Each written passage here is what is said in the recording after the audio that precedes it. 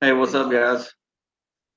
Going live just to give an update on the new project we got. It is, we went and picked up, we got the Redbeard Trade mini bike, and then we went this morning and picked up another one. It is a Baja Doodlebug, old school looking little bitty mini bike. It's pretty cool. It's supposed to run. The wiring's been ripped off of it by somebody, and gonna go live Monday to see if we can get it going on camera.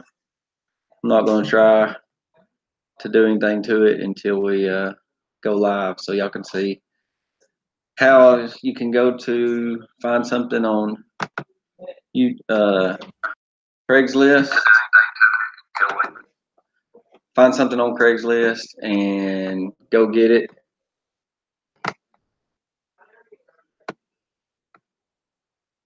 Yeah, man, you watching the old videos? They're good, man. Fan in the house, E-Tard's in the house. E-Tard, I sent you a link if you want to jump in on the Hangouts.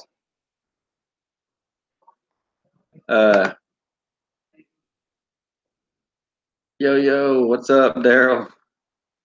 The mini bike, it's cool looking. It's just what I want because it's a small one, and we're going to try to make.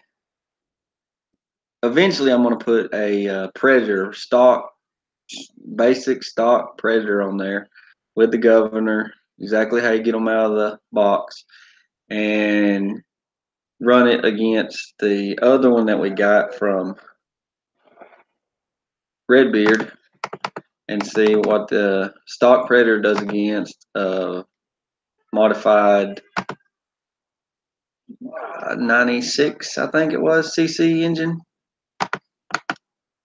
Fan, I'm gonna send you a link too if you want to get in.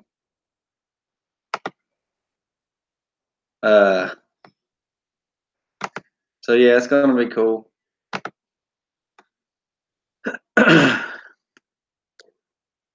Green Bay Wacky, what up? Spreading that love, yeah. Check out some of the guys on here if you ain't subscribed to them. Check them out, and everybody that comes on this channel are good people.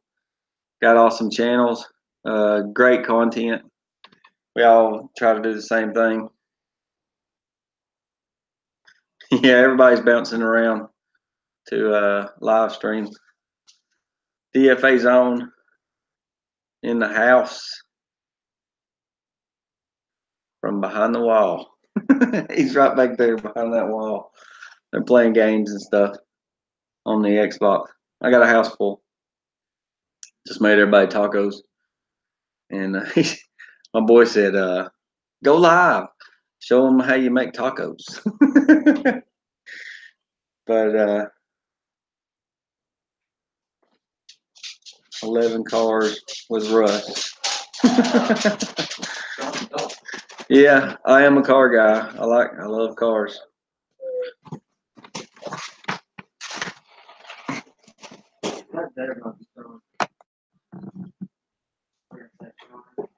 There's DFA zone over here beside me. I don't know if y'all can see him. Did you say what's up? What's up, guys?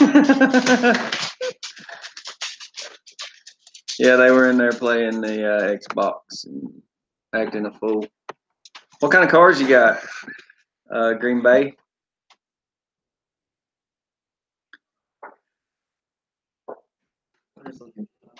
Who is that? That's Chevelle Clark in the house.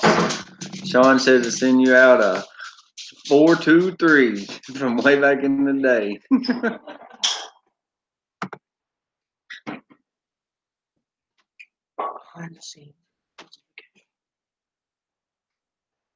What's up, cool? Yeah, we wrench on everything too. We got Poppy Tulo. We got We like everything: cars, bikes, go-karts. Hey guys. We try to work on everything because it's just fun. I like to get something that's somebody else's junk. They think it's dead and bring it back to life and rip around on it.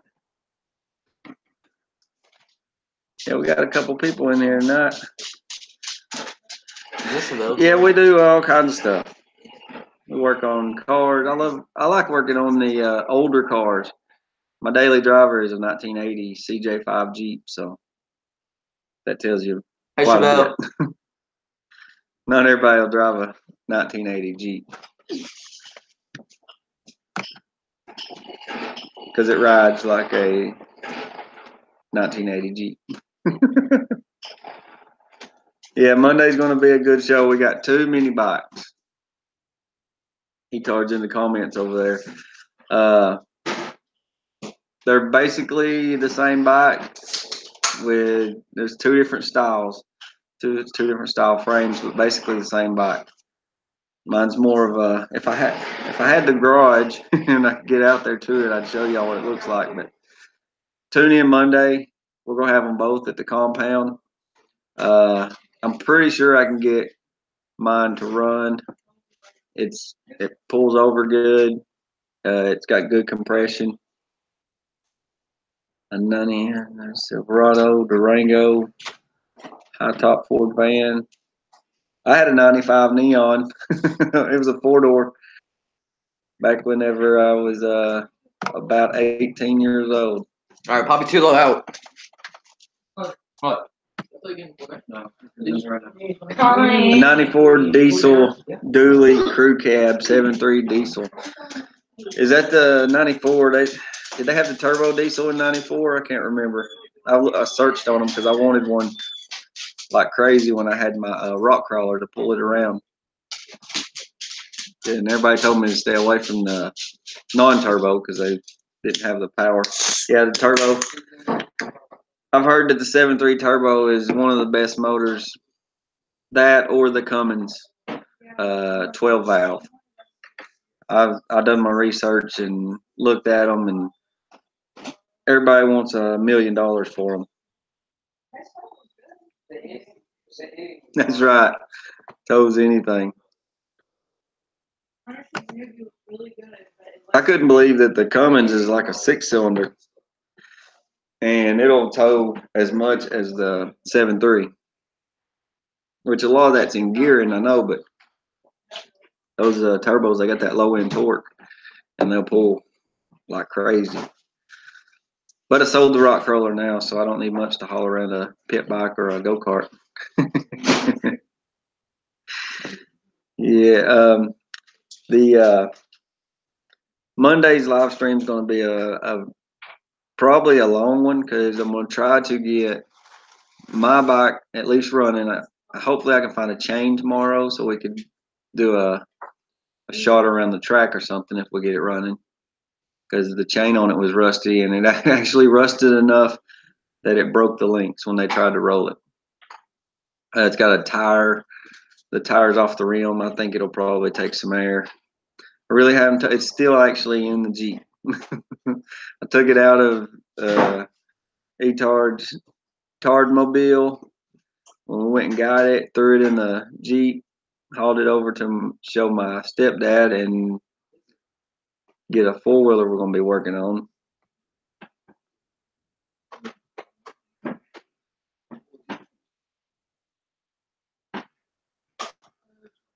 Yeah, them things haul like crazy. Green Bay. I still like to have one just for road trips and just going and picking up stuff just because they're fun to drive. No 4-wheelers. I've got a Polaris 90 4-wheeler out there in the shed. I've got 1, 2, I think I got 3 of the 110 Chinese 4-wheelers out in the shed.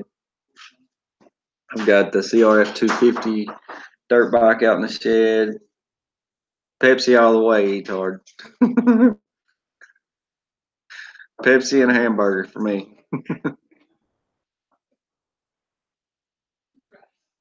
Yeah, I wanted a dually. I wanted a F when I had the rock crawler. I wanted an F-350 dually, 4-door, turbo diesel, preferably 4-wheel drive. Because when you're towing a rock crawler, you're going to get in some sticky situations. But I had those 3 or 4 things I wanted, and it was hard to find one that somebody would let go at a good price. Because I've heard they'll go like at least 500,000 miles, and you can find them pretty cheap. I missed out on a good one. It had 110 original miles, and they only wanted like 3,500 for it. But it wasn't a dually, and it had a 4-stroke for me. It's hard. It had a automatic, and I kind of wanted a stick shift. And then I was going to settle for it, but they sold it before I decided.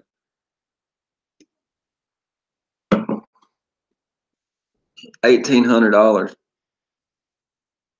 Talked him down. Yeah, we like to barter back and forth around here for sure. That's what really, whenever I first started on YouTube, I was thinking about just starting a channel of finding something on Craigslist, filming, going and getting it, the whole bartering situation, the dickering as they call it up north, I think, and then bringing it home and just film the whole process, getting it running, fixing all the little things on it, and then maybe even flipping it and showing the profit. But see, when you do that, if people local watch your channel, it's going to be harder and harder to find stuff. And I was a Craigslist nut. I loved it. Loved it. I could have made a living on it for 2 or 3, 4 years, but now it's more let go. I don't know if you've got the Let Go app on your phone, but flip sleds, bikes, boats, cars, campers. Yeah, drive shaft Drew in the house. What up? Uh, we've uh, we've flipped a lot of stuff.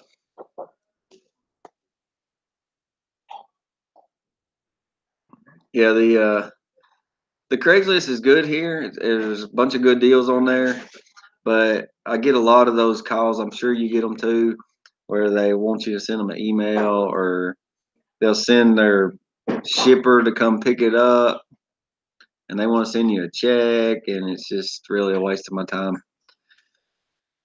It gets on my nerves because you get excited. It's like a drug to me when somebody starts calling on my stuff. I get excited and I want to talk to them and make a deal. And yeah, I like the live. I love the live.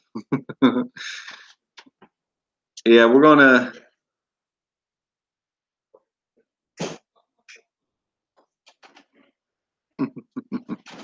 uh Flankers. Yeah. uh that's what I do, like the live.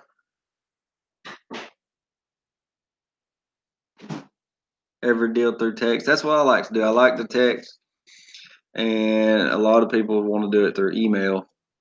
Those scammers is what I call them. And there's little tricks that I learned because I liked the interaction of people calling. So I wouldn't even put a price on there because they automatically call you to ask what it is. And once you get them on the text or on the phone, then you can explain what you got and make your sale. Yeah, it's fun. I've done it. I've had 4 kids, you know, and mortgage and all that. So any toys that I had to trade around, and I'd get one toy, play with it for a while, and trade it for something else.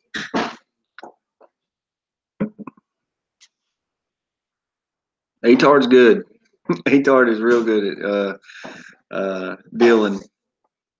He's got a long list of stuff on Let-Go that he's traded off. Yeah, barter the cash price before you go out there is always good.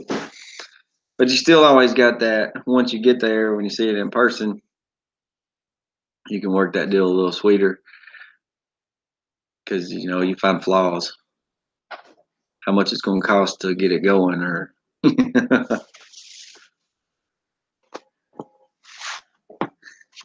it's fun. I love it.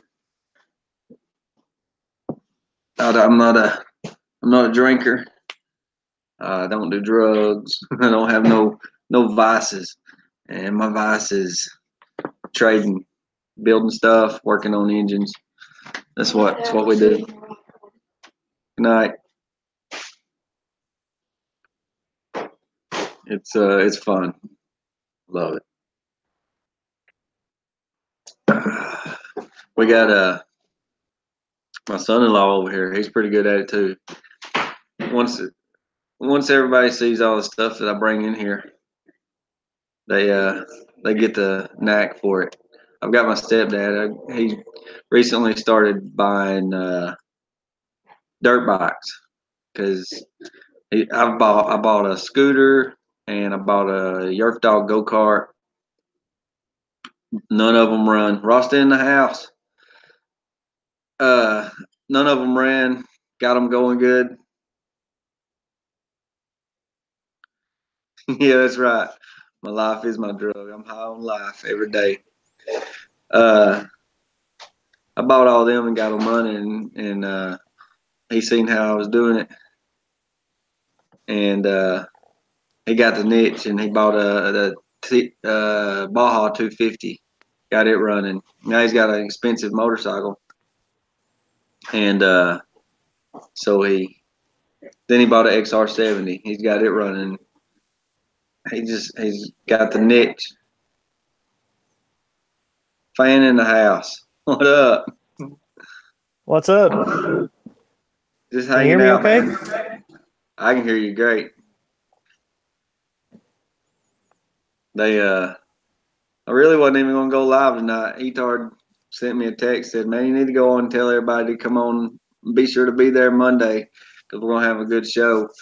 So I just decided to jump on here for a minute and tell everybody what's up.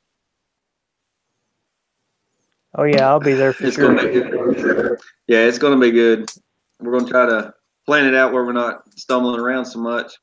But every time we go live, you never can tell what's gonna happen.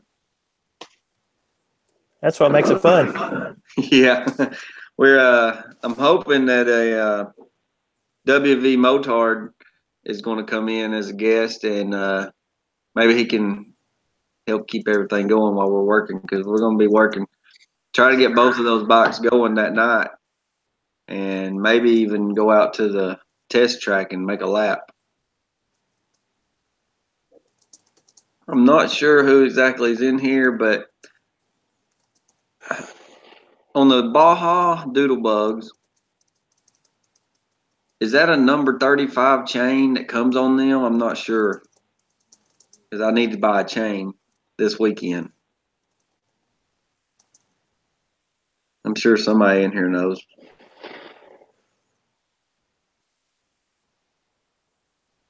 See you, Green Bay, if you're out.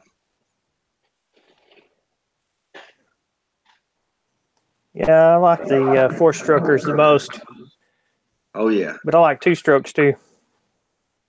I did. I was a true blue four-stroke or two-stroke until I rode the 250. Man, that thing is a beast. 250 four-stroke is bad. Yeah, they're not like they were when I was a kid. No, no, no. They got I don't know what they changed in them. I know the carburetor on my CRF 250's got a uh, accelerator pump in it. When you hit the gas, you can actually pump it with the throttle, and it pumps fuel into the chamber. Like Oh, it has an accelerator pump. yeah, it's just like a old Holly or something. It's got the accelerator pump, so whenever you get on the gas, it dumps that initial bit in there. They're bad. It doesn't have that little bit of bog when you first nail it. No, no.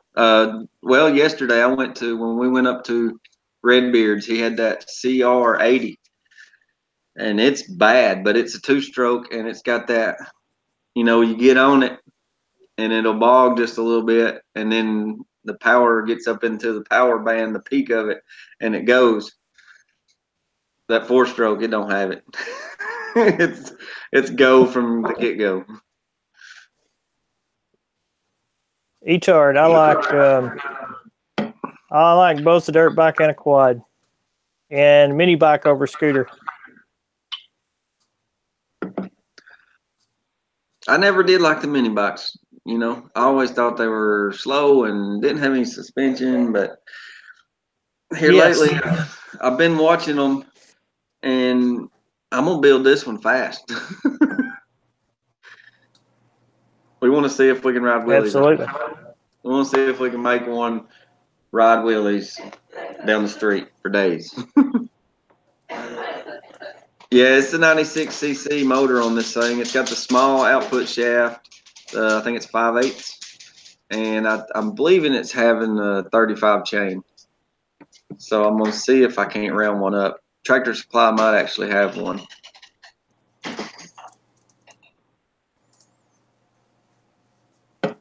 Yeah, E-Tard, we're gonna make a wheelie machine for sure. Without wheelie bars. That's the main thing. I want to be able to do open wheelies. Swing, swing. E-Tard, you're nut.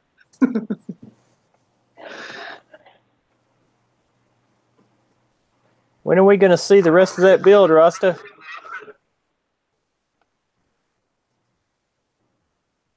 I'm ready to see that four-wheeler build he's got going on. Yes, exactly. I was watching it, man. That's dedication. Once you hit that sawzall into that that torque converter, you're dedicated. Hey, son. They went live. You want to see them?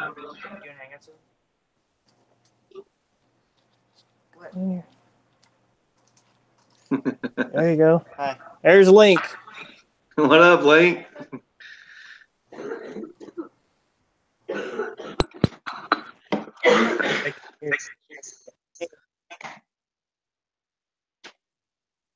Got the 40 series turning up tomorrow. All right. All right, Rasta. I'm excited about that four-wheeler. Oh, is it?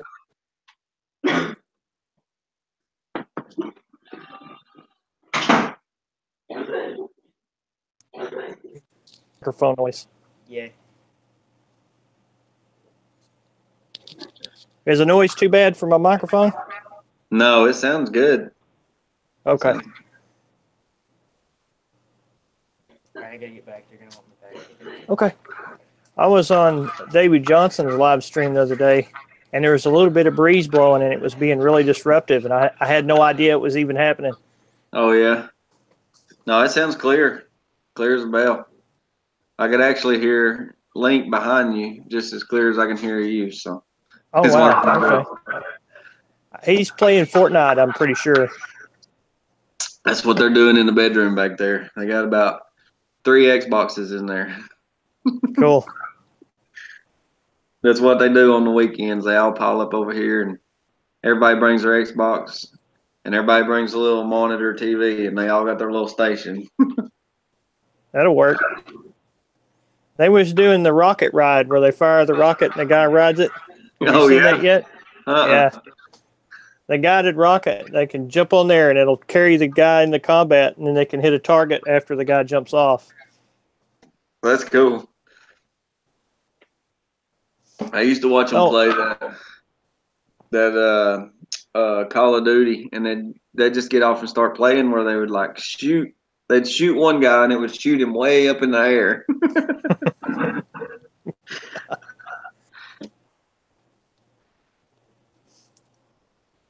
So if I seen Ross's build right, he cut it off and he's going to get to keep his reverse on his transmission.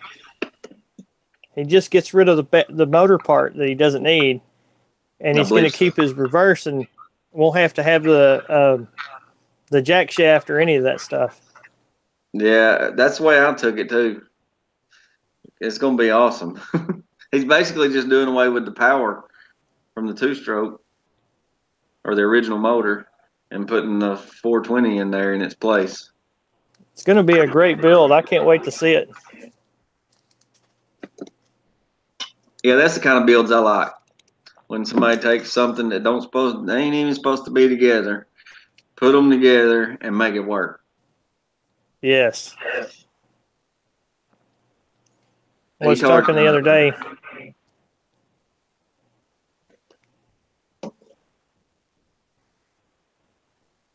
Miss Bub's in the house, apologizing for her coughing in the background. This pollen's got her. Man, she's bedbound from pollen. I will let Link know, Etard, about the donuts.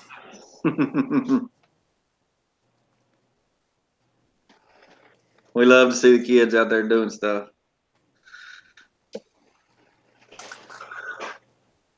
And one of our first few rides on the pit bikes, I was talking about how some of today's kids don't even know how to work on anything.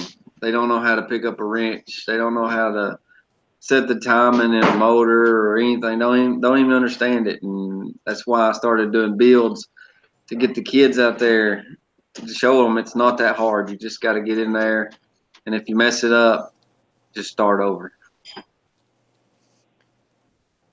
Yeah, my son is a little behind in that area, but he is learning. It don't take long. It don't really. I really didn't start working on engines till I was about 12 or 13. And that's whenever, well, earlier than that, my dad said I done a full valve job when I was about 10, but I don't know how I done it. He just said he'd come home from work and I done the valves and seated them and everything. There's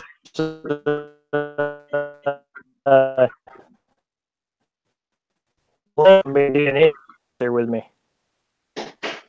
Yep. My dad was in the car business, so working on engines was an everyday thing, even before that, because he always had something drug up in the yard working on it. So yeah. I was sticking push rods down in a motor before I knew what they did. That's what it's about. Yes.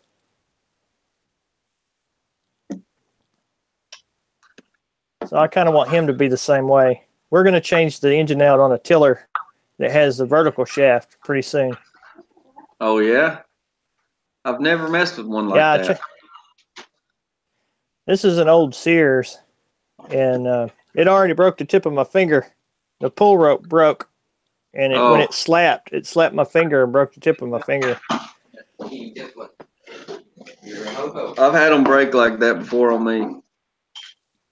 What is that? Does that thing have like a belt underneath it? Yeah, it's the belt ain't that long. It's just about this much room between the two pulleys. It's the smallest belt you ever seen. It's probably got a tensioner in there when you pull the trigger. This one has an engager lever that you reach down there and push down and lock into place. Okay. Yeah, he'll like that. My youngest, he's 14 now, and him and my nephew, they got on the Xbox for a long time. Didn't do anything, so I got him into that dirt bike, and come home one day and he had actually put the carburetor kit in his carburetor. You know, he got it 90% right. I mean, I had to adjust the float and adjust the air screw a little bit, but he done it. I was proud. That's awesome. When they want to ride, they'll do just about anything. That's the way I was. That's the way I was. I had to be. Yeah. Because if I broke my bicycle, we'd ramp till the wheels were bent and then take it home, and Dad'd go, "You bent it, you fix it." Exactly. Can't afford a new one. But he did that so that I would know how to do things. Yeah. Yep. It teaches you more than just how to work on stuff. It teaches you how not to break them next time. Yes. Because if you got to fix it, you're going to be easy on it. I watched Redbeard's video today, and I was talking to the screen. Hey, I can fix that. I can fix that motor. Yeah. Don't worry that it burnt. Don't worry that it burnt. I've worked on burnt motors before. Yeah, he tore it down and threw most of it away. I know he should have kept the block and the cam and everything for the future. Yeah, it would be good. Oh yeah, he knows what he's doing. He don't need my help. he's smart though. He's one thing about him though. He's for one, you know, he's got the sponsorship and everything. So everything he builds is so nice. It's just everything is right. I told him none of my stuff's like that. I told him when we was up there, we ain't made it that far yet. We just make it where we can have fun. Functional. Yeah, that's how my stuff is. I got to make it work. You know, the flea looks halfway decent until you get up close to it. Then you can see all the things people have done to it. Yeah. Suicide shifter. Yeah, we tard. He took a, what was it, a go-kart? Was that the go? No, he had a dirt bike with reverse. Took the motor off of a four-wheeler. A Pee-wee 80. Put the my oldest son helped him do it. Put the four-wheeler motor on it, and it had a suicide shifter over here, and it had reverse on the dirt bike. That had to be pretty funny. They also took a go-kart and welded a four-wheeler to it. That's cool. It was go-kart up front, four-wheeler out back. You guys remind me a lot of myself and a friend of mine that lived right up the street, because we were like that all the time. And when we rode three-wheelers, we rode right beside each other. But we had done it so long that we knew exactly where we were going to go, what we were going to do. Yeah. Yeah, Etar, we are like roadkill. It's yard kill on this end. That was going to be the name of our channel, Yard Kill. That would have been okay. Because I really like their concept in the early days of roadkill, where they'd go buy a car on location, get it running, and drive it home. We was talking about that today when we was way out and we was past the sticks. Wherever past the sticks is where we was at. And there was all kind of old cars out there. We seen these two little bitty short. Somebody took a full size school bus and shortened it down. It was like a walk-in door, about 2 or 3 foot of bus, and a back door. That big car to get. So they built their own short bus. Yeah, it was super, super short, and it was old. It was way back when they had big round fenders on the front of them. Yeah. That's what I liked about Roadkill, was they had to go build it on the spot. And when they had less money to work with, it was a better show. And the bigger it got, the further away from the original concept. Yeah, And most shows do that. Once they start making money, they get more commercialized.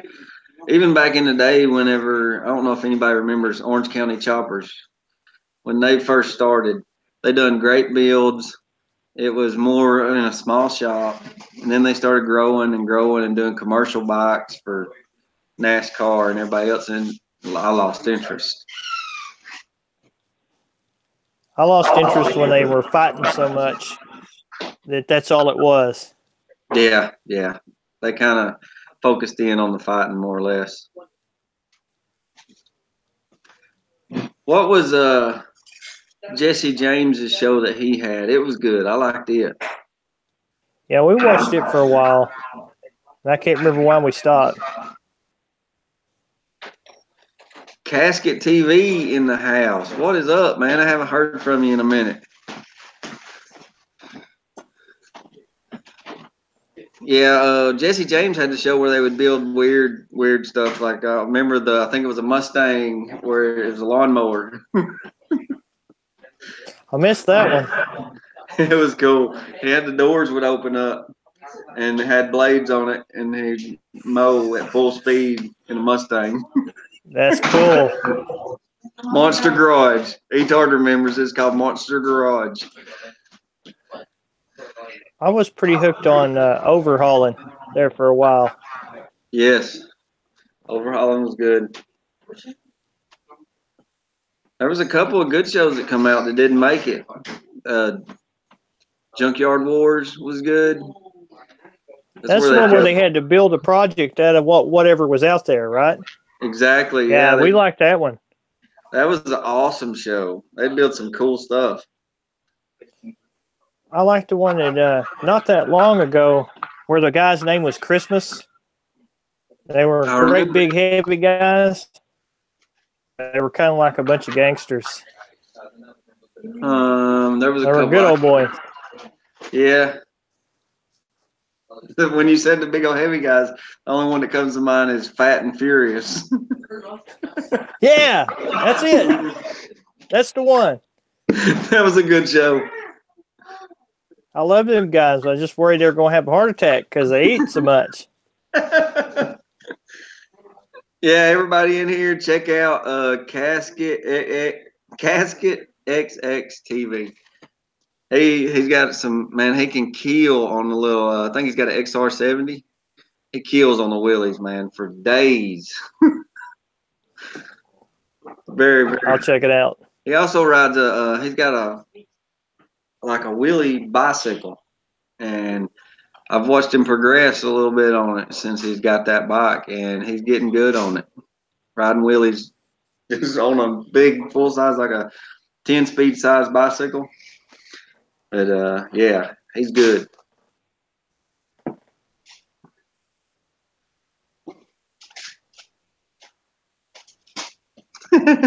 Make you want to drop a tear right now, man. Casket, check out everybody that's on here, man. They're all just like me and you and everybody else. They all want to build stuff or ride something or wheelie something, or we're all the same, man. Check them all out. I'm gonna get this part. Oh yeah. I tell you what I was watching earlier. I was watching you guys pick through that trash pile and pulling out the skill saws and the little electric bike and all that. That was trippy. Yeah, it was cool. That stuff set up there. Actually, last night, Etard went out in his yard and picked up that bike and brought it back in there and was comparing it to the bike, the little electric bike we got from Redbeard. That's the one we found up there. I used a little clickbait, I guess you'd call it, on that. When I said we found a dirt bike in the trash, but hey, it was a dirt bike. Whoa, you were in high speed there. High speed. Yeah, I think the connection's getting a little weak up here. Yeah, ours has been really bad because it's been raining like crazy. Yeah, it's rained all day here, and it's supposed to rain all day tomorrow. I'm hoping I'll probably take my mini bike and put it in the garage at my mom's, or take it over to Etard so it'll be dry. for Monday. Hey.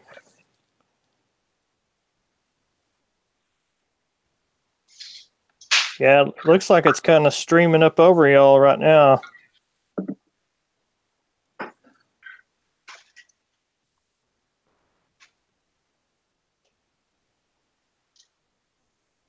Yeah, you guys are kind of getting a steady stream of it. Yeah, it's been just hitting us steady all day. It ain't as bad now because I got the new top on the Jeep. But before I got that new top, if it rained outside, it was raining in the Jeep. Oh, yeah. That's kind of a constant Jeep battle, isn't it? Yeah. But that new top, though, man, it's nice. It come with all new door seals, the new doors and everything, and you can actually stay pretty dry in it. But it's still, you still get wet. Hey, that thing looks good, and it sounds like it runs really good.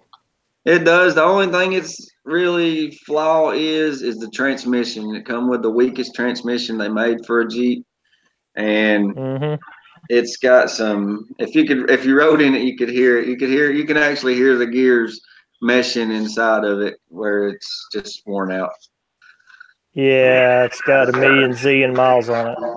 Yeah, the transmission's. Well, it's. I think the body's got original 82 or 92,000 miles on it. And the only thing I've done to the transmission is I took it out and popped the cap off of it, checked all the gears for any broken teeth, and then put fresh fluid in it. Yeah, did you run some extra stuff in it? No, just regular gear dope. Because I still have the main plan of putting a T176 in it that come behind the 6 cylinders because it's got a lower first gear and it's just a tougher transmission. Yeah, because those motors are not very strong. No, the little 4-cylinder is not strong at all. My Buick was 90 horsepower, and I think that was a stretch. Yeah, but it is solid. It's solid, and it'll actually run 70 mile an hour, and it takes off good. I mean, that's good for a Jeep. Yeah, and it actually runs straight. You can let go of the steering wheel and it will go straight. So, but it's got all new bushings and they're all the red polyurethane or whatever kind of stuff they make them out of. I put all body mounts, bushings, ball joints, all that's all new. So it drives good. Like I said, the only flaw is the transmission. It's its only weak spot. Hey, they made that motor in 3-liter for boats. Oh yeah, yeah. I almost bought one. But right before I decided to rebuild it, I was looking for an inline 6-cylinder or a boat motor or another original motor. But I talked myself into rebuilding the original motor so that it would still be numbers matching throughout. You did right if it's numbers matching, because most of them are not numbers matching. Yeah, it's all. Well, see, it was frame off restored in the 90s sometime. He took everything down to bare metal and redone everything and then sold it to his son and he ragged it out. So he got it back and brought it back to life again and then it run down again and that's when I got it. So it's been taken care of. Well, you fixed it nice because it looks good. Yeah, I like that trailer. Yeah, my friend down the road actually gave me that trailer. He let me borrow it one time, and it was just rust. It was just all the paint was gone. It was just a rust color. So I said, "I'm gonna throw some paint on this thing," and he said, "I don't care. It'll look better than rust." So I painted it to match my Jeep. So when I borrowed it, it looked good behind my Jeep. And then he ended up just giving it to me. Did he build it, or does he know the history of it? It come from up north somewhere. It's got a Illinois tag on it, I think. Somewhere. It's not from around here. and he gave like $200 or $300 for it to haul some stuff. But man, you wouldn't believe the tires on it. They're like the old tires on it, and it's actually past the threads on one of them. It's like a chunk flew out of it. And I was scared for a long time, but I noticed it had inner tubes in it, so it's not really going to pop per se. I don't haul it far.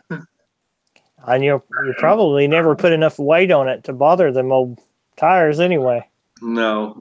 It's the only thing I hauled in, the heaviest thing I've hauled in it was a full size 4-wheeler because it's small. So, my lawnmower won't even fit in it.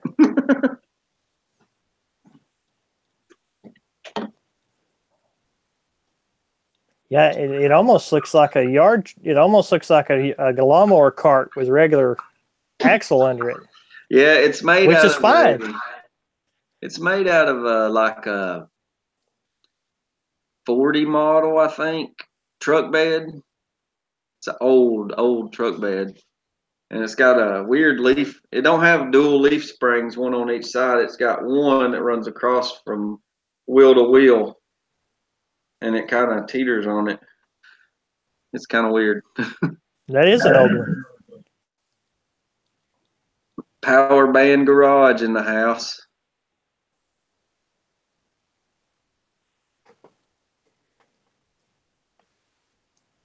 And they're over here chatting like crazy. I was trying to keep an eye on it, but I keep forgetting about the chat. Sorry, Etard, everyone. Katana's in here. Let's see what we got going on. That's cool. I didn't even expect anybody to show up. I was really just going to put a video up and go live for a minute. That place you guys have been riding on the old videos reminds me a whole lot of a place that's just through the woods for me. You can't go back there anymore. They fenced the whole place. They got guards driving around, and because some people were getting killed out there. Oh, wow. Because, I mean, that's where everybody around here used to go. Now I don't know where to go ride anymore except around my place and up down the road. Yeah, one of the places we ride is just a walking track. It's made for walking, I guess. And we just ride it, and we haven't run into anybody yet. So we just ride it.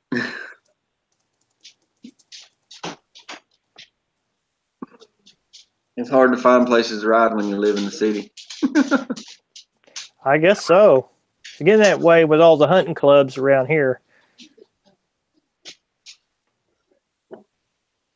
I've actually, I do heating and air, so I go to a bunch of people's houses. So anybody who's got property, I mentioned the bikes. I've got a 3,000 acre farm up. I don't know if you've ever heard of Fall Creek Falls, but it borders Fall Creek Falls, that national forest up there. He's got 3,000 acres, and there's 7,000 acres on a hunting lease. He said as long as it wasn't hunting season, we could go up there and ride trails for days, he said. And as soon as the weather breaks and I get some time off, we're going to hit some pretty good spots. I'm jealous. I'm just going to say it. I'm jealous. It all just kind of fell in my hands. I just talk to people and try to get permission to ride. And once they hear that we're on little bikes, it's easier to ride because we're not going to be out there destroying the land. It's more or less just going to be putting through the woods is what a little bike usually does. They don't know that mine's super fast. I got a story for you, and I'll make it brief. But you ever see these tornado shows when they talk about the tornado coming through Arkansas and tearing up this town called Arkadelphia? Yeah, we were out riding in that storm, in the thunderstorm, right? That's crazy. And it's raining and lightning and wind blowing. And when it kind of started to pass, we were all sitting there talking at this place down there where we ride, and stuff started falling out of the sky. And an annual page from that city, from Arkadelphia, an old annual page that had been, they were falling down around us, and we grabbed one, looked at it, and said, something's wrong, we better go back. And that was the day. So if you see those tornado shows talking about Arkadelphia, Arkansas getting hit, we were riding that day, me and my wife and some friends of ours. That's crazy. In That's that storm. Crazy. That's cool, man. We didn't care. We just had to ride that day. We didn't care if it was raining or not. We had one of the best rides.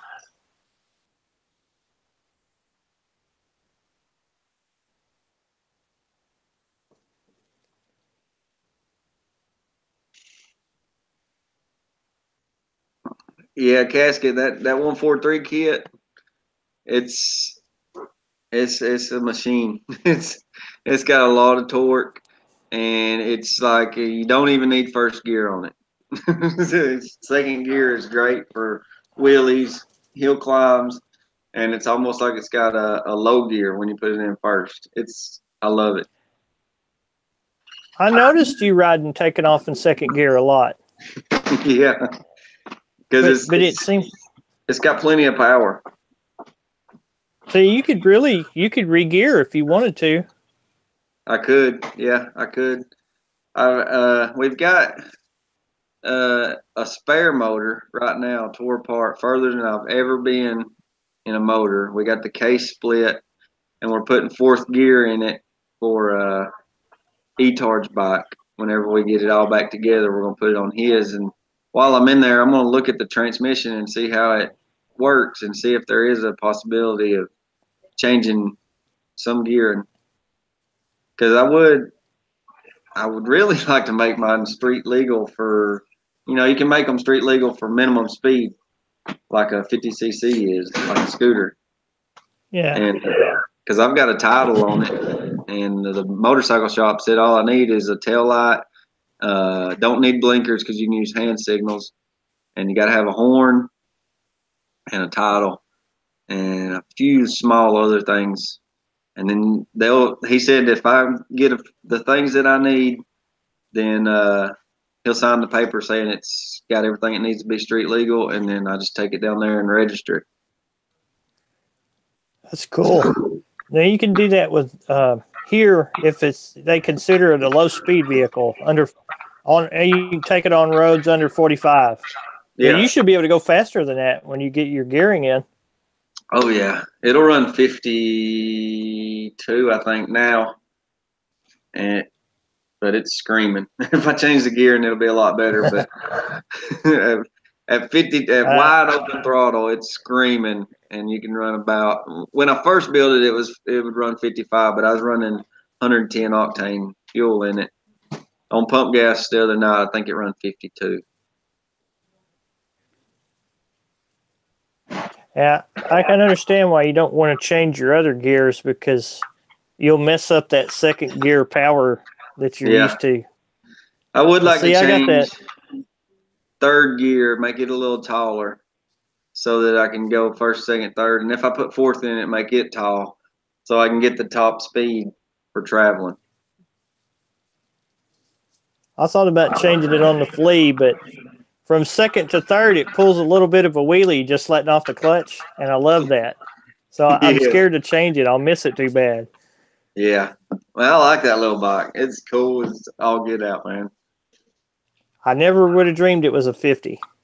It just pulls so hard, but it's slower than on get out. I mean, the top speed is really low on it. Yeah. It's probably got a lot of torque though. Yeah, down low around playing in the woods and in the ditches, it's hilarious. And it's so loose, it's a handful.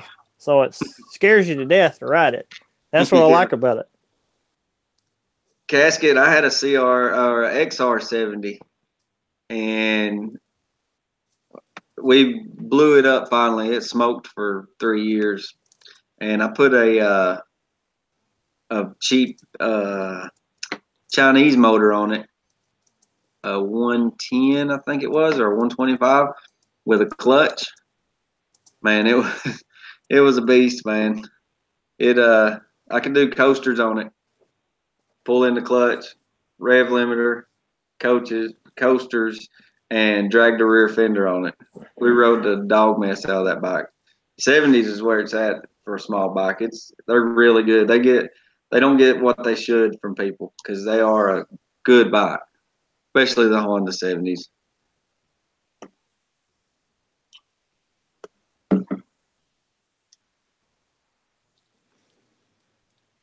I would love to find that Trail 70 like they have on Cars and Cameras.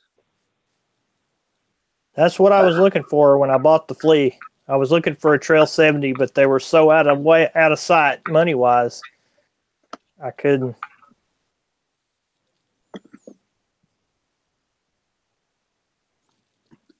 Yeah, I found 2 or 3 in the surrounding area, and God, they're so expensive. A friend of mine had when I was a kid. He had 4 of them that we all rode. I've never even ridden one. I just seen it and I said, that's the one I want. And of course, that's the one everybody wants. Yeah.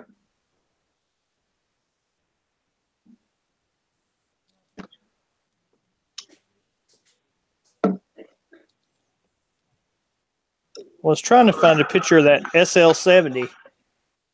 That's what I learned to ride on. Yeah. SL stood for slow.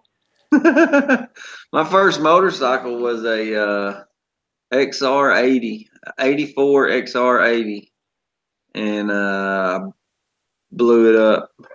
My brother was so mad at me.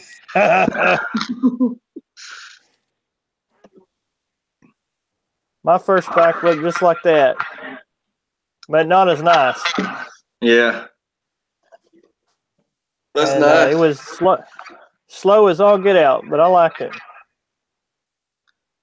Roster, you said you wanted a Ruckus.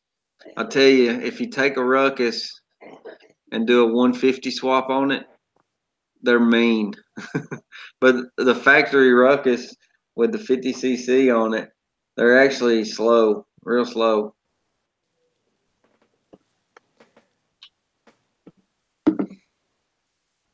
My son-in-law bought one, and he lowered it and stretched it and had a tire on the back. It was super wide tire on the back.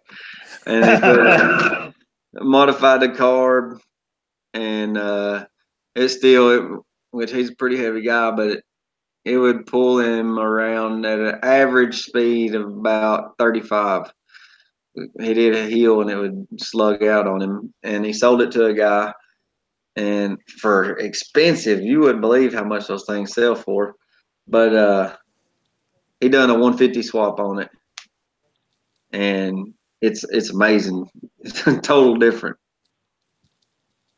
A 150 swap? Yeah, on a Ruckus, 150cc. It was bad. There's a guy that Etard watches. I don't know his name. He's got a channel, and he takes the 50cc scooters and puts a 150cc engine on them, and they are wheelie machines.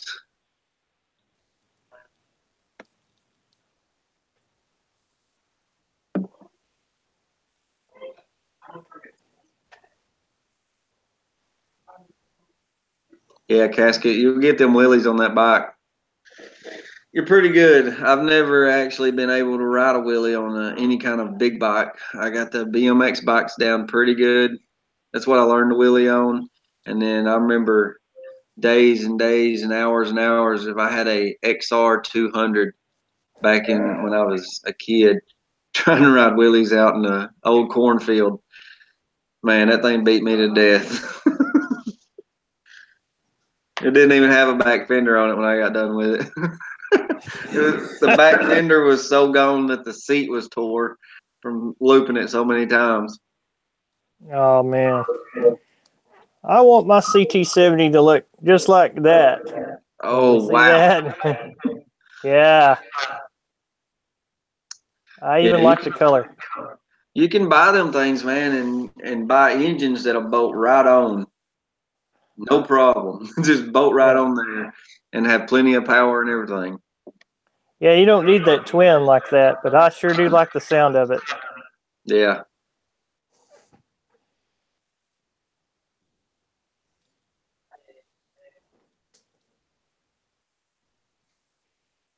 Yeah, Casket, I've seen them guys doing coasters on the pedal bikes. Get a wheelie going and stop pedaling and just coast on the wheelie. It's crazy on a pedal bike. It's insane.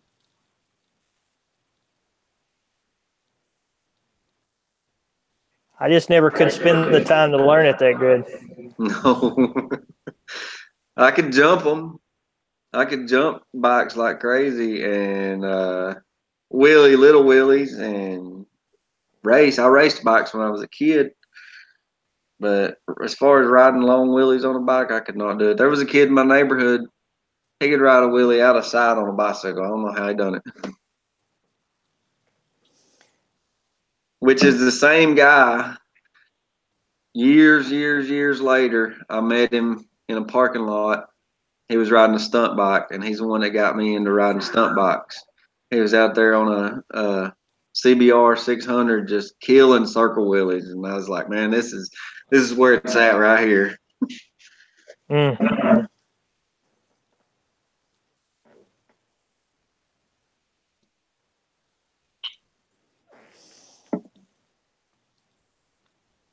My buddies and I were always, our buddies lived on the same road I do, and it was with dirt bikes, with BMX style bikes, it was always who could jump the highest, who could go the fastest, and we do it till the bikes break, Yeah. and then we drag them home and fix them. Yep. They got new bikes every year, but I didn't. I had the same bike for year after year, and I had to fix it and fix it and fix it. Right.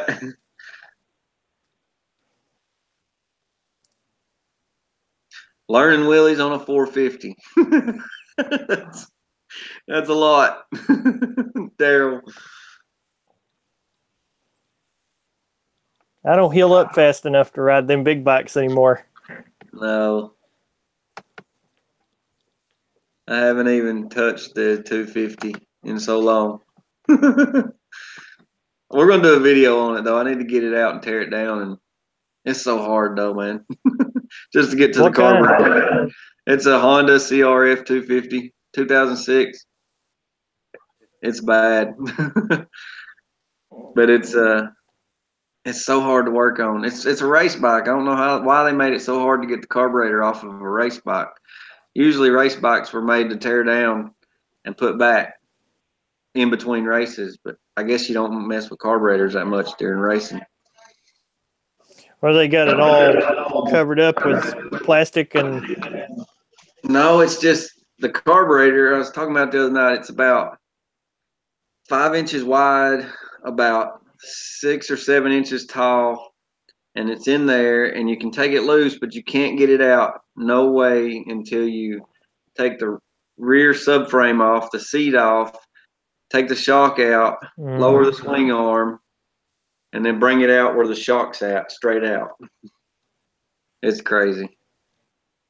That just ain't right. No, I've done it twice, and I've got pictures of it somewhere, and it looks like a piece of junk whenever you get down to it, because it's just the front wheel, the motor, cradle, and that's it. The rest of it's gone.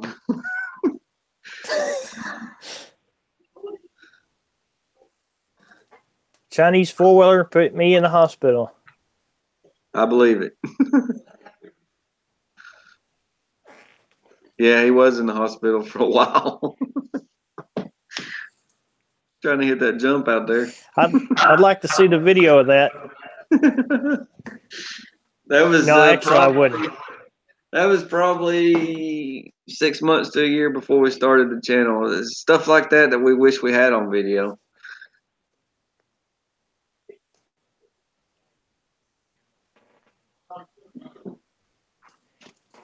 Usually when those shows start showing bike wrecks and that sort of thing, I have to get up and move. I can't. I wreck too many times. I know what it feels like. Oh yeah, I've been fairly lucky. Knock on wood, I haven't got severely hurt, but I have slid across the pavement a couple times. Mm.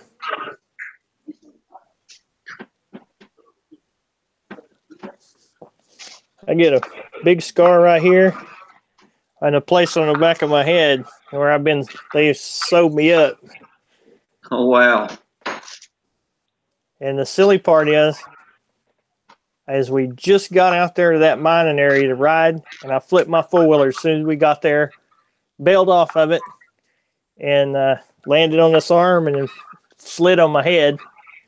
And I was so mad at myself because it was just a dumb mistake. Rent it for everybody. Rent the ride for everybody.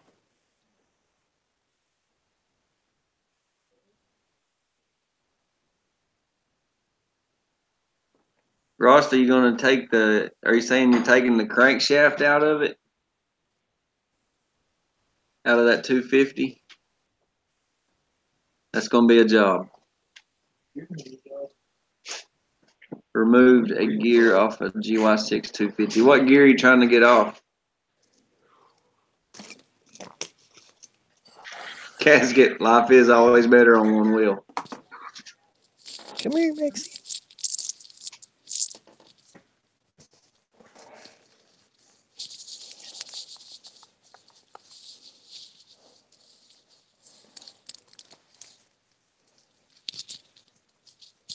I've never had the crankcase open on a scooter motor. Small YouTuber Army. What up? Welcome to the channel.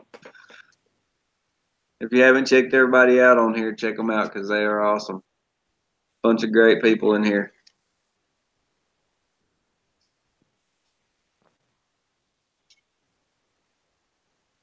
I love the name though. Small YouTuber Army.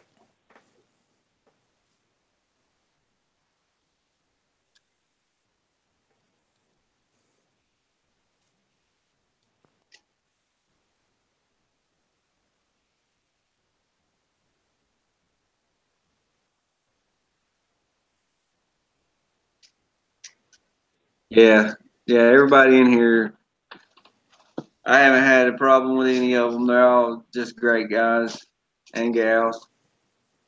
And we all have a good time. That's what it's all about.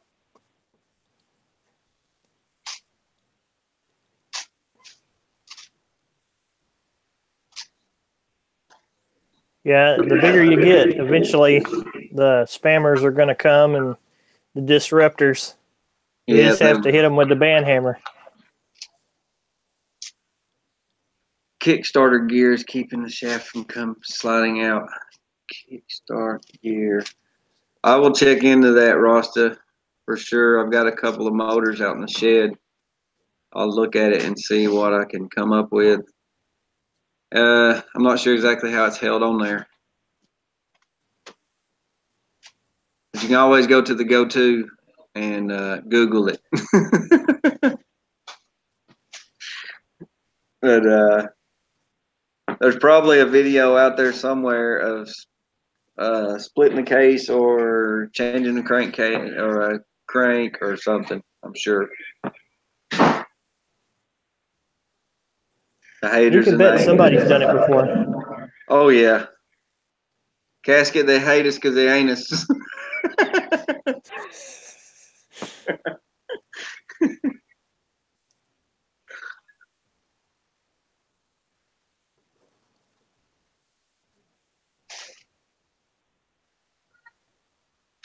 Thanks, man. Thanks, Casket. Yeah. We just out having a good time. Mainly just wanted to let everybody know to check in Monday at 9 o'clock. Etard Adventures will be live on his channel. And we're going to have the 2 mini bikes out there trying to get them running. And hopefully by the end of the live stream, make at least a rip out the door and maybe around the track. Hopefully, if everything goes our way. You guys are going to have big fun on those. Oh, yeah. I hope so. I've never really ridden one. I bought one a while back from a guy at work and rode it around the block a couple of times and then sold it, mainly because the demand for them was so high. Everybody wanted them, which should have told me something then.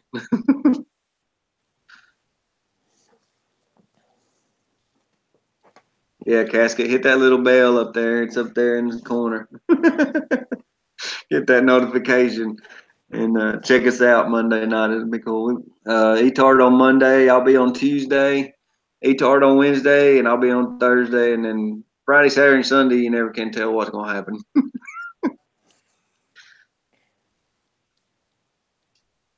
I'm glad y'all went live. I was kind of sitting here cleaning this room a little bit, wishing for something. I had y'all going over to the side while I was working. I was in there cooking, going through my subscription, whatever, and looking. Nobody was live, and I was like, man, I don't want to really watch videos. I want to see what everybody's doing now.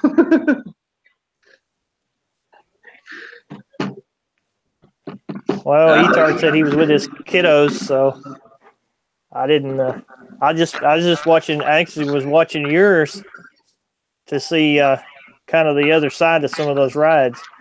Yeah, that's why we like it, because we got the two channels, and every ride that he's on, usually there's a whole different view on the other channel. So it's cool like that. I like it. I thought about getting my son a camera too, because he goes with us most of the time. And my nephew's actually going to start hopefully riding the XR70 that my stepdad bought. Oh, that's cool. You can have a whole crew out there riding. Yeah, it's fun. There's actually a couple of tracks that'll open up when the spring hits, and get these boys out here and let them start rolling over some jumps and maybe getting some air.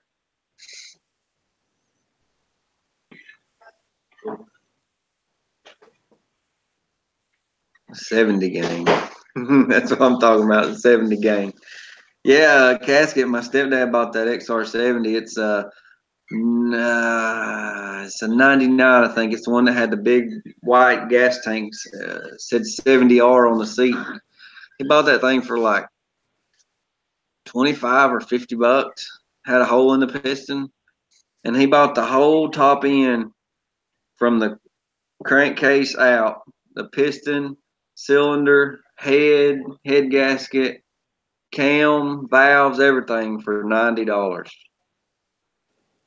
That's a good deal. Yeah, I mean, it's not Honda parts, but you can't see them when they're inside the motor. No, I mean, it's cheap parts, but they work great. We've rode it.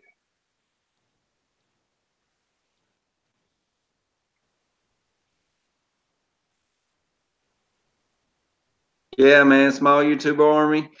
That's our thing. I think we're going to start just going out to the spot or on location and doing live, man, because nobody else does it. Of course, they will now.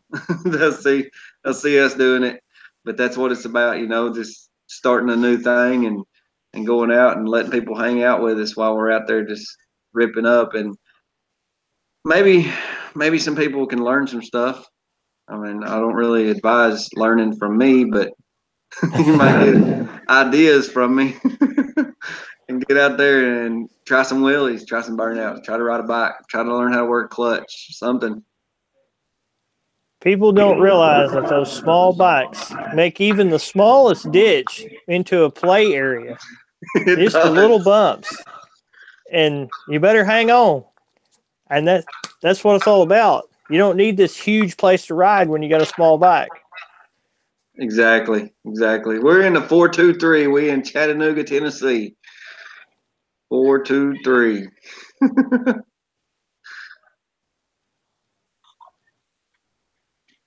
Motorcycle Monday. That's what it is. Exactly.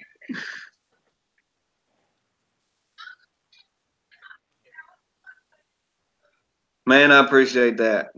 I appreciate it. Me and E-Tart Adventures, we sit down and try to think of ways to just be different and stand out, put something out there that nobody's seen before, because that's, you know, if I'm out here doing the same thing as the next guy and the next guy, you know, I'm doing the same thing as the next guy and the next guy. I like to show us what we do. That's what we do, and I just want to show it. I just want to hang out. It's like having a group of people out there with me, and because usually it's just me and him, or me and him and my son out there just riding, and you can only talk to each other so much. Yeah, check it out, man. At least once, probably twice a week, we'll hit the spot or somewhere like that live, and just we'll take the man, do tricks if you want us to, whatever you want us to do, man. We're just gonna be out there having a good time, and hope that y'all enjoy it. I agree, small YouTuber army. Yeah, I get excited watching them too. It makes me want to ride again. And that's what I like. Man, I love to hear that. I love to hear somebody say that I got them into doing something again, or getting out there and doing it, giving somebody motivation to do anything, whatever it is, whether it's start a YouTube channel, or whether it's get out in the yard and rake the leaves, or whether it's get out there and ride a bike. Just that I motivated them to do something positive with their life or whatever. It makes me feel good.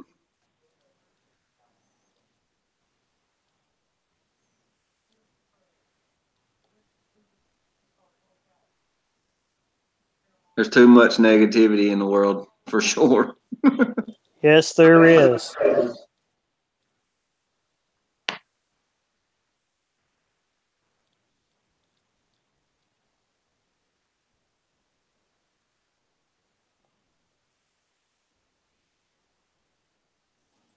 Well, I was going to show you guys a picture of my big bike I had to give up, but I don't have it on my phone anymore. I just cleaned up my phone so that I could record more videos. And anyway, I had a 03 Shadow Spirit 1100, and it was all paid off. Didn't know a thing on it, and I'm missing it now, especially with the weather getting warmer. Anybody that's ever had two wheels in their system, when that warm weather hits, it always comes back, man. It always comes back, man. You just want to be out there riding. That's why I bought the Jeep to begin with, because I sold my motorcycle, and you can drop that top off of it, take the doors off, and you still get that wind in your hair kind of feeling. And then we got into the pit bike thing, and it's just as good.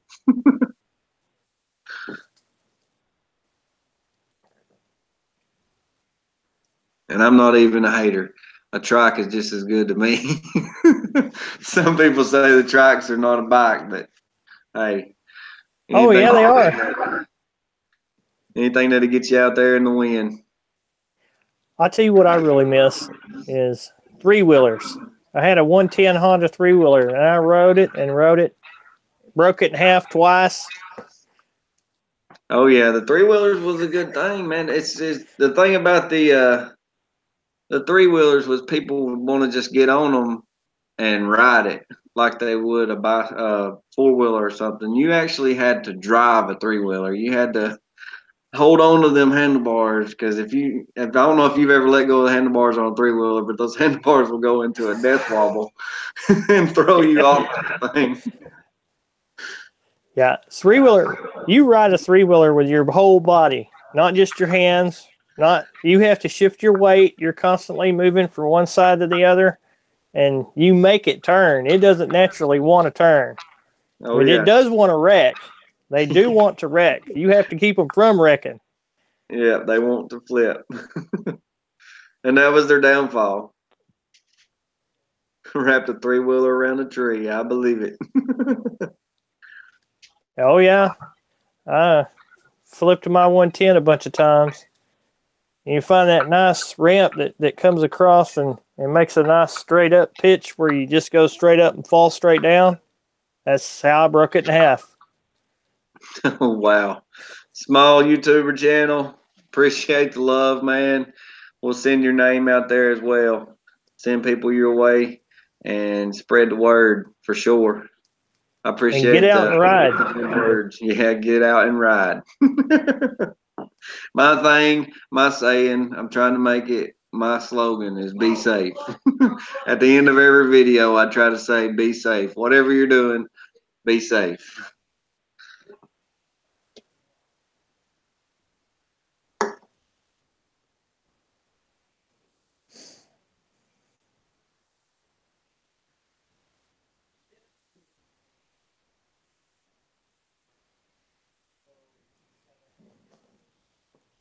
Yeah, Rasta. As far as working on the mini bikes, myself, I've been rebuilding those little motors since I was in my early teens.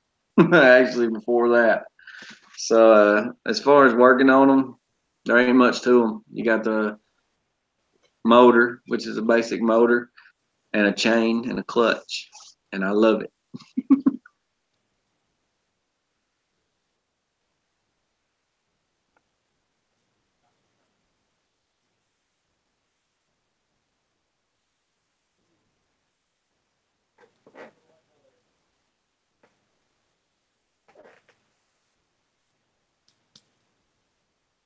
Yeah, there shouldn't be near as many parts on those mini bikes.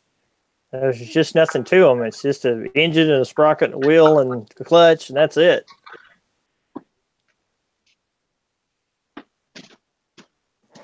Yeah, I like them. I'm gonna go and make sure I'm gonna make sure that thing isn't cracked anywhere because I'll probably ride it pretty hard. Make sure the welds are good, all the joints, and then I'm gonna just ride it like I stole it. That's the only way to ride it. Exactly.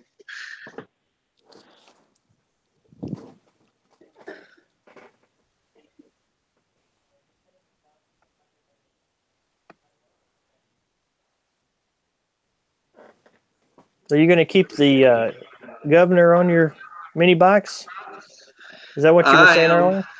The one that Etard has at his house now, Redbeard fully built that motor. I believe it's got the governor out of it. It's got the big valve springs. It's got the upgraded carburetor. It's got the upgraded exhaust.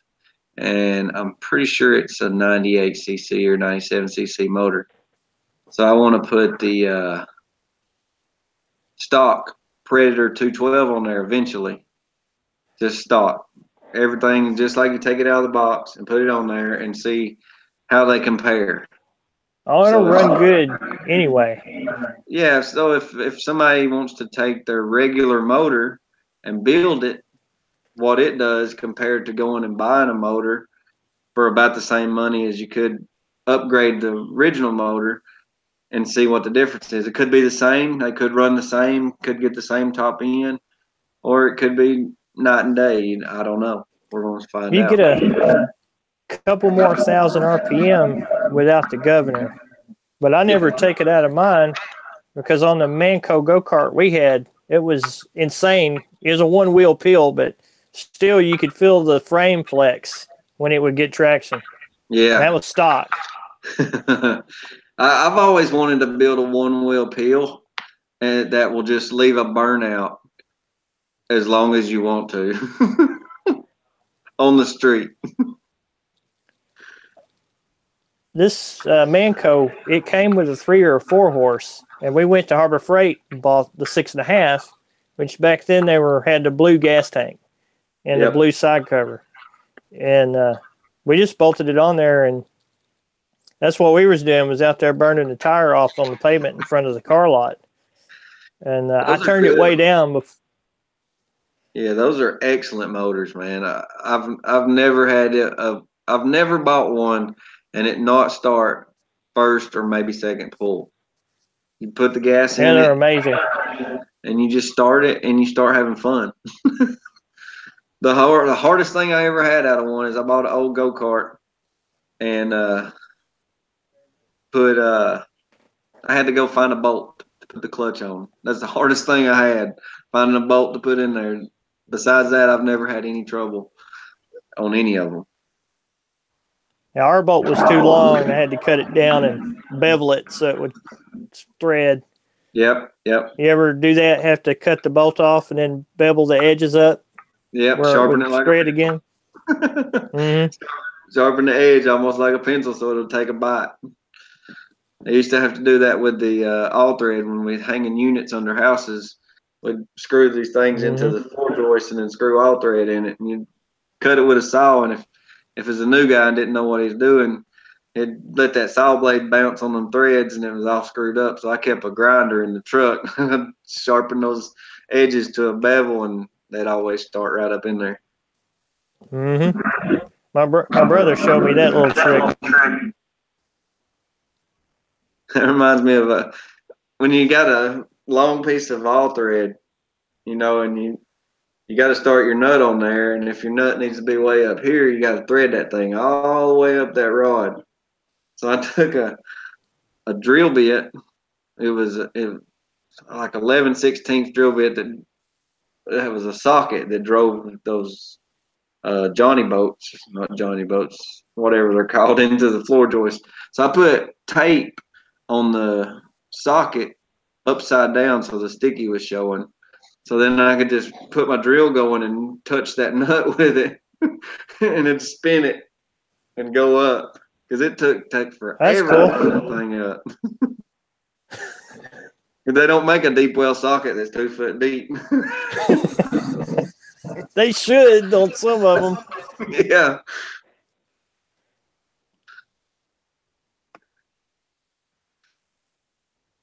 You learn a few tricks whenever you do something regularly every day to make your job go smoother.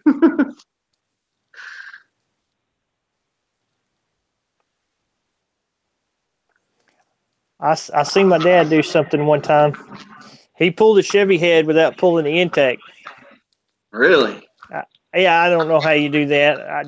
I should have took a picture of it.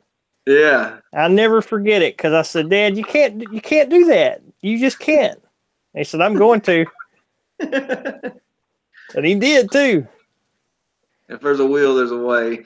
I had a minivan, and the body was worn out, and I got a cheap minivan that had a bad motor in it, so I was going to swap the motors. And everybody on YouTube and Google said that you had to jack the body up and take the motor out from the bottom. But there was one guy, that's all it took. One guy said he got it to come out the top. He said I'm taking it out the top. All he had to do was move the brake booster, take it loose out of the way, and it come out perfect. I was like, man, if it's that easy, I'm doing it. Because I am not jacking that van up 4 foot in the air to get that thing out from under, because I don't have a lift. What kind of van was it? It was a Ford Windstar. It still had the hood like a car, it wasn't like the old school vans where you had to take the whole front end off, but I got it out, front wheel drive. Bad part is I got it out, put it in, drove it for about 6 months, and the transmission went out, so I had to drop it all back out again. But I took the transmission out of the bottom and left the motor. That's hard to do on a front wheel drive. Yeah, it's always head gaskets or transmissions on those Windstars. Yeah. Every one we ever had was. I had to be real careful when I was buying them. I put probably 4 speed sensors in that thing. And they are hard. I don't know if you ever put a speed sensor in one, but it's hard to get to. It's in when you reach around the motor where your hands don't touch, that's where it's at. Yeah.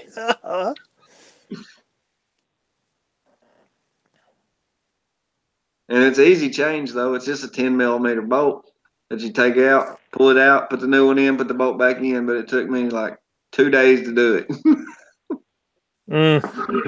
I run across something the other day I'd never seen was a torque to yield bolt. That you have to hit it before you can unscrew it. You have to hit it real hard. I've heard that. Otherwise, it just snaps off. I've heard that saying before. I think that's I had them in the head bolts in Dodge Neon. I think maybe was torque to yield bolts. The ones that I was dealing with were out of a Trailblazer. That gigantic inline six they put in the Trailblazer. Yep. I've worked on everything. Anything you can imagine, I've turned a wrench on it. I've always told everybody, I can't wait till I get that point in my life where I can afford to pay people to fix my stuff so I don't have to fix it. Hey, as long as I'm not changing those neon timing belts, I'm happy. A neon belt? Is that what you had said? a neon. If you had a neon with a single cam, you know exactly what I'm talking about. Up and down. You have to lift the engine up and down. Trenton Croft. Everybody check out Trenton Croft's channel. Look like he needs some subscribers. Go check him out. Hey, I had that 95 neon, and it did blow a head gasket. And I was amazed that the head gasket kit was $500. I couldn't understand why it was so expensive for a head gasket kit. And they said it was because you had to buy new head bolts and all this.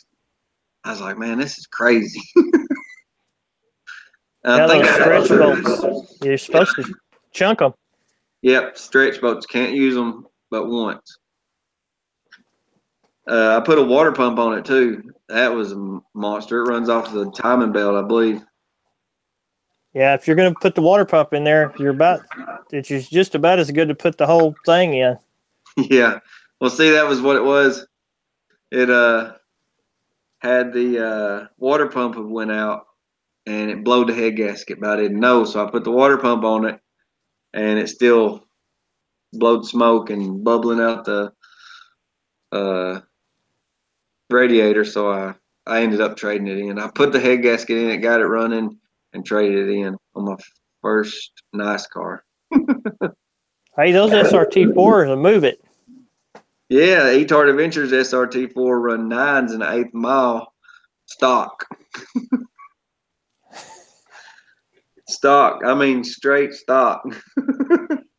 And that's moving. Hey, you know, even the regular neon run pretty good till the timing belts start stretching, then they get boggy. Yep, yep.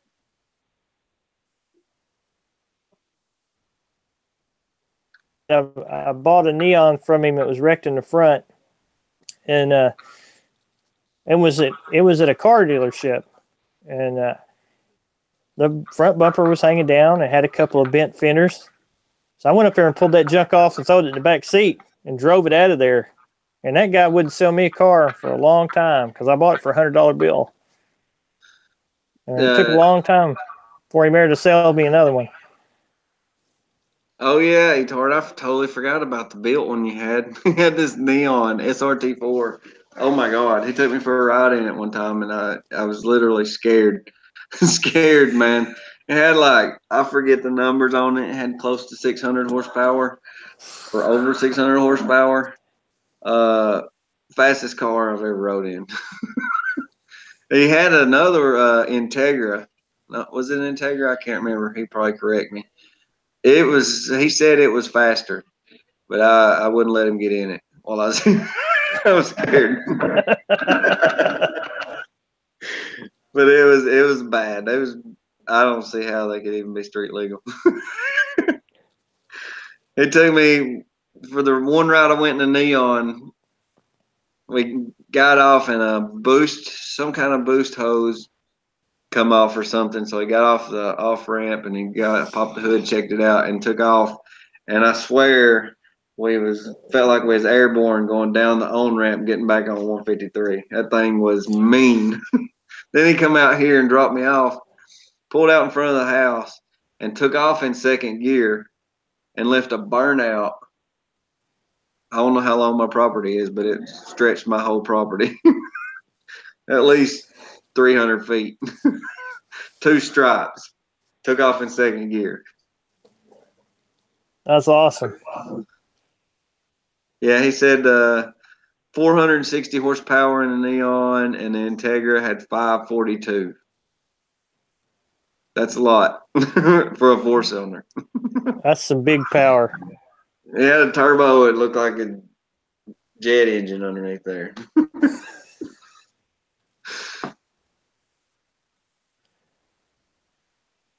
Yep, he outran a 636 Ninja with a 50 shot of nitrous in the Integra. It was bad. You know you're fast when you start beating street bikes. Yeah. I think, if I'm not mistaken, that was the car that outrun bikes from dead stop, from a roll, however they wanted to race. He was outrunning them. If I'm not mistaken, that's the car. Well, did you build it, Etard, or did somebody else build it? I don't know if he built it or not. I think he might have bought it. I mean, that's okay. I was just curious because I've always wanted to talk to somebody that really knew their stuff about turbos. He's pretty good on them.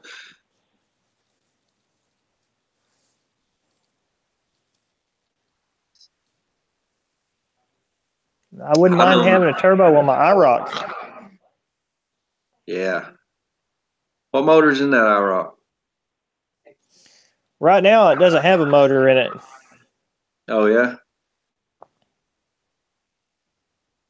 I have a Vortec 5.7 and a big block 402, but I can't decide which to put in it. Oh, yeah. Old IROCs. My mom had one of them, and my brother took off on it one day. He said he was going to ride around and do something. I think he was going down to Georgia, but he ended up at Myrtle Beach. Put the T-tops out and hit the road. Yeah.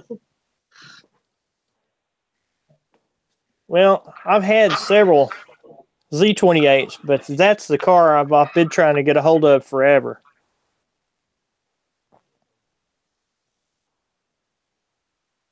The LS motors is what everybody's going to. Everybody wants a LS. I bought this car and fixed it. It was burnt up. And I'll show you how burnt up it was in just a second. It's got and a nice it turned out really nice. This was the interior the day I brought it home. Oh, wow. And I put a whole new interior in it, rewired it. Somebody had put a pretty decent little motor in it. And I messed around and sold it, and I've never stopped missing that car. Yeah, you always miss them.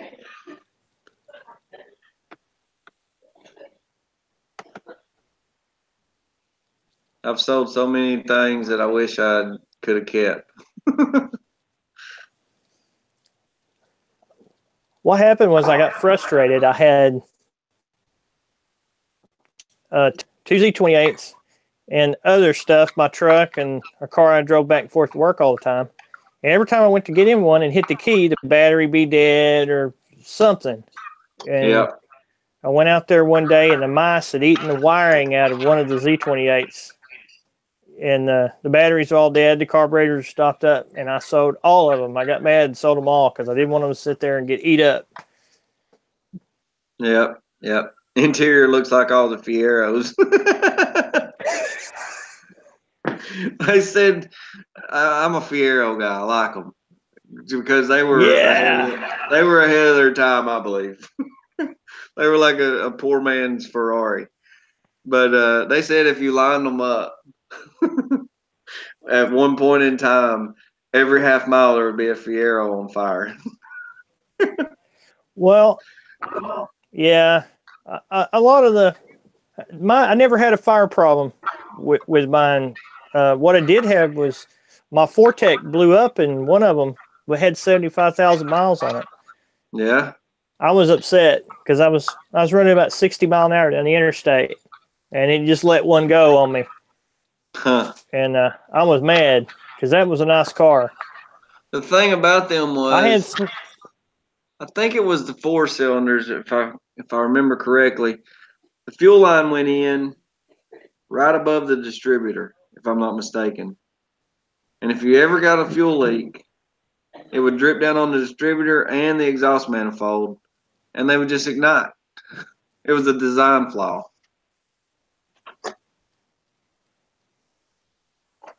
We had 4 of them. I bought a 2.8, had a hole in the piston, which is not unusual either, and put a piston in it. And then it was a pretty decent car.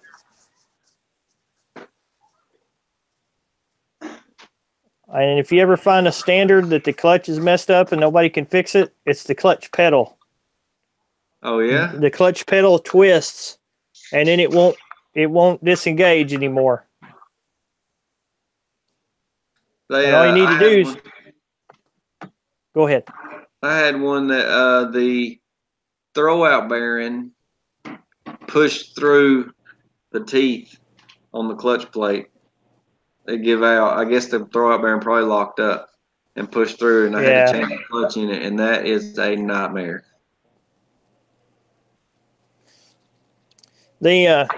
What happens is that pedal's thin and it twists over time. And if you reach in there with a great big pair of pliers, you can twist it back around and the clutch will work perfect. Not in your case, but in a lot of the cases. Yeah. Yeah, I actually broke that piece. There's a piece on the back of the carburetor where the fuel starts to leak from. When I jacked the body up off the rear wheels and the motor and transmission, I broke that piece.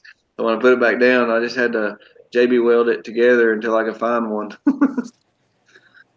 It was a nightmare. The best way to change a clutch in one of those is if you've got access to a rollback, because you can pull the car with the back wheels on the ground and the rest of the car on the rollback hooked to the winch, loosen everything up, and then raise the car up with the rollback and just leave the motor on the ground. Unless you got access to a lift, which would be a lot easier. Yeah, I had a lift when we changed piston in the 6-cylinder. We did it right on the lift. But dropping the cradle never sounded like fun. No, it's not. My mom had a SE notchback 6 V6. My stepdad had a GT V6. Yeah. Then we had a parts car of each. We actually had a GT 4-cylinder, which is rare because they don't make them. And we actually took the body panels off of a wrecked GT and put them on the 4-cylinder SE, and it looked good, but it was slow, turd slow.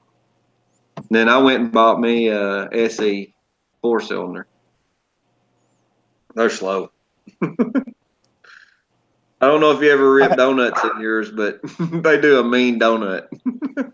I never did do a donut in mine. It feels like the front wheels turn and it pivots about where your gear shifter is. It does like a pivot type thing. Because of all the weight in the back. Yeah, all the weight, it starts slinging it around, and it's the weirdest feeling ever. I put Grand Am GT wheels on mine. Oh, yeah? And they looked fantastic.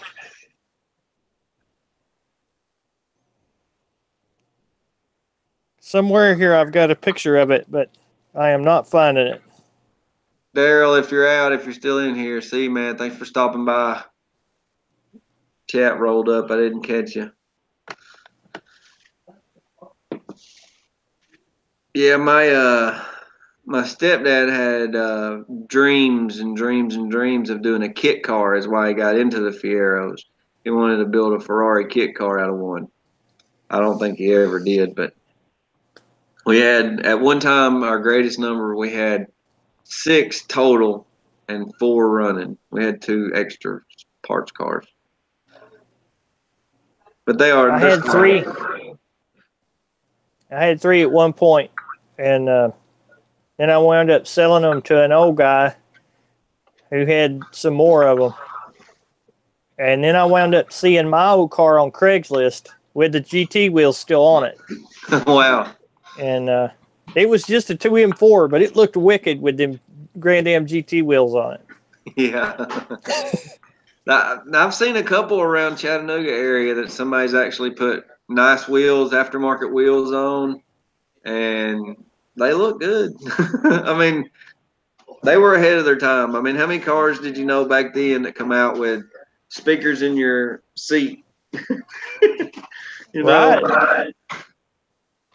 Little sport car. You sit down in between the console. No power steering. They didn't need it. No. And but what's neat is look up where the guys are putting the 3800 engine, which is my favorite. My favorite six-cylinder is the 3800. They put the North Star V8 in them because they all bolt up to that transmission. And then they put the supercharged. They put the supercharged 3800 in there too. There was a supercharged Fiero, I believe, or a turbocharged Fiero, one of them, that came out factory. Yeah, those are really rare. Yeah, the only one I seen was black with bright white interior, white leather interior. That's awesome.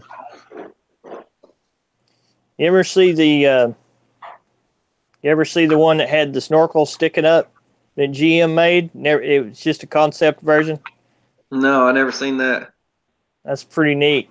There's a video of it running, and it's really hopped up. Huh. And it almost sounds like one of those crotch rocket bikes running. And all they do is put it on and off the trailer, haul it around. Grand Prix supercharged. Yeah, Grand Prix supercharged. Right. They're really, they look, all they really had going for them was a cool look and pretty good handling, unless the humidity was too high, it would hydroplane. It didn't take extra water on the ground. It does not take much. All it took was a high humidity and you're hydroplaning. But they were heavy, they were slow, but they were fun. And you had to learn how to put it in a corner. Yeah. The MR2 was really the Fiero done right. Because it was the same car basically. Toyota MR2. They were nice looking. Yeah, they were pretty cool. Because once you take the fiberglass fenders off of a Fiero and a fiberglass body, it's really a big, boxy chunk of metal. They're ugly. When you pull the fenders off, they're ugly. But it was so cool because I was probably 15 or 16 when I got mine.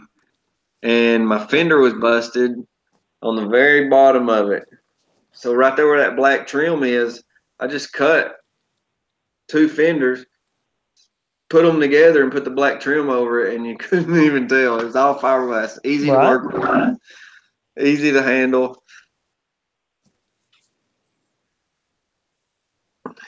First gen MR2, they made a supercharged one. Yeah. Who was it? Twinkie that was in the MR2s real big? Etard? He had some nice ones.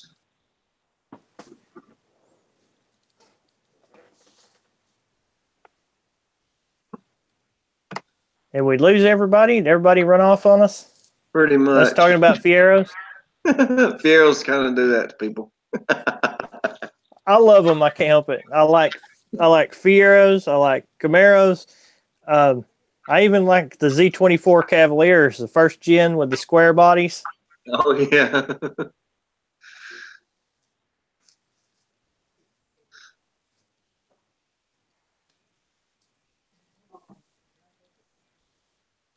Yeah, it looks like everybody's gone. It's okay. Well, you know who not to have on the show.